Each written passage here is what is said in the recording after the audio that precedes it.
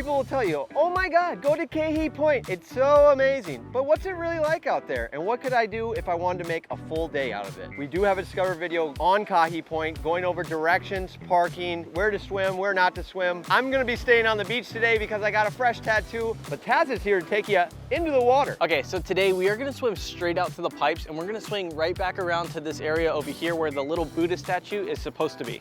Okay, so these are the pipes, the outflow, the discharge. Basically, this is warm water coming out of the power station, and the fish around here really like it. Out here, you can pretty much see all of the popular sea life. Dolphins and monk seals will sometimes cruise through here, and you get sea turtles pretty often, but all of those animals are either endangered or recovering from being endangered. So there's laws that protect them from harassment. We'll leave links to those down in the description, but the general rule is don't get close enough to touch them and stay out of the way when they're doing things like coming up for air. Okay, so here at the pipes, it's a bit of a swim, so you wanna leave your weaker swimmers on the beach. And when I'm out here, I like to hang out either around the pipes or over by this fallen buoy thing. Okay, so here's pretty much all the cool things. The structure that the pipes actually come out of, the top of it is about 15 feet deep and the bottom of it is about 30 feet deep. The top of it is covered in little boulders and all the little baby fish will hide in the holes between the rocks. It's got coral and other marine life growing up the sides, but all the exciting stuff happens right in front of the pipes. Now, it might be kind of hard to tell on video, but the flow of the pipes goes out and up almost at a 45-degree angle. So pretty much as long as you stay out of this rocky perimeter at the bottom of the pipes and really low to the ground like the scuba divers, you can swim around and in front of this thing without getting swept up in the current. And a lot of times when you do this, you'll find Instagram's favorite school of fish just kind of hiding out, because for the most part, a lot of the swimmers aren't gonna go under the pipe current. Something else I like to do is hang out next to the marker pylon. It's just kind of neat because it's got shipwreck vibes, but I'm sure the thing that everyone wants to know is what happens if you actually swim into this pipe current. Well, here we go. This is it. Yeah, so it really just pushes you up and out. Nothing too serious. And the strength of that push goes down pretty quick the farther you get from the pipes. If you're curious what it feels like, the water's nice and warm, and the force is like a very strong but gentle push up and out to sea. And if you swim up to the surface with the current, you can expect to go about 50 to 100 feet, maybe more. But the pipe current's actually gonna dissipate pretty quickly. The one you really wanna watch out for is high winds in the afternoon that will continue to blow you out to sea. Because even if you're a pretty strong swimmer, if you're not used to having constant current like that, you can tire yourself out really quick trying to get back in.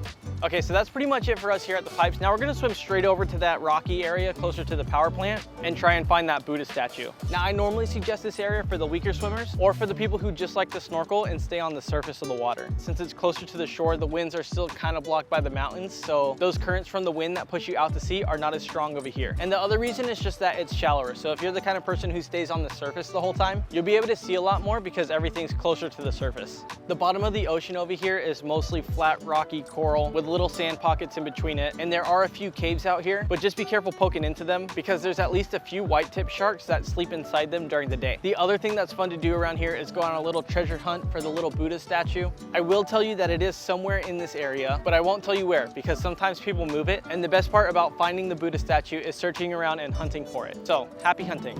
Okay, and that's it. Sometimes you can catch a wave or two on the way back in, but today the waves are just a little bit too small. Anyways, let's go find Spencer. Now this main road, Farrington Highway, will take you deeper into the west side, but it's one way in and one way out. And getting to the end of it from here takes about 40 minutes. There are some very popular places up there and we're slowly getting around to them. Links in the description. But West Oahu in general does not have a good reputation for being friendly to tourists. So if you're coming to this side, be a little extra self-aware, and showing some aloha goes a long way. For today's adventure, guys, we're going to start making our way back to town. If you've never been out this way before, you're probably wondering what's out in this area. Mostly shopping and eating, but there is the Ko'olina Lagoon, as well as a train that you can ride around. Links to those videos in the description. But today, we're going to be heading to Kapolei for lunch.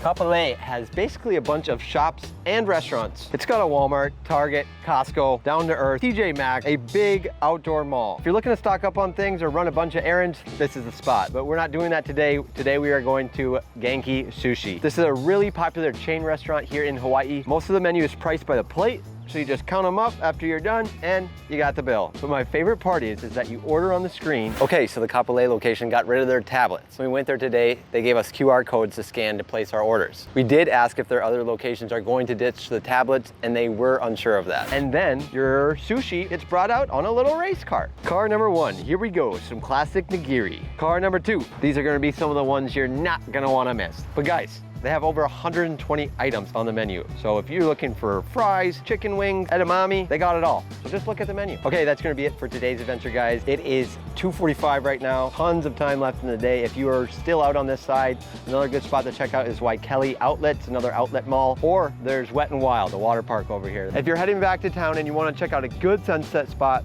stop right there and check out this next video next. That's gonna be it for today, guys. We hope you guys liked the video. If you did, make sure you hit that like button, hit that subscribe button, and drop some comments in the comment section, and we'll catch you on the next one. Aloha.